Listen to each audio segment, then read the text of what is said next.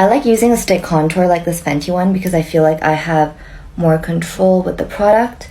And I just draw 2 lines. And I make sure to connect it to like my eyebrow so that there's no random line floating in the middle of nowhere. And I also do the bottom here. I blend in a circular motion going inwards like that.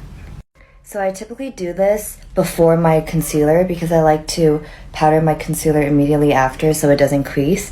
And if I do the contour before, the cream contour and the powder concealer like won't mix well and it'll like look really cakey and patchy, so that's why I do this first. Concealer. I also like to blend the concealer down the sides of my nose to clean up the contour a little bit. I want to do a cream blush today, so I'm also doing that before I powder the concealer. Now we're setting the under eye with powder, a bit of powder contour to set the cream. And then the teensiest amount of concealer on the bridge of the nose. Blending. This is probably everyone's favorite step.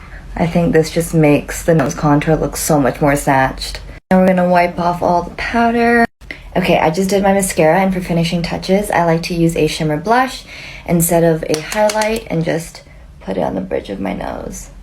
Like that. I want to show you a recent thing that I've been doing, and it's to put a little bit of shimmer, not in the inner corner, but in the little divot next to the inner corner. I just think it opens my eyes a lot more versus putting it like right there.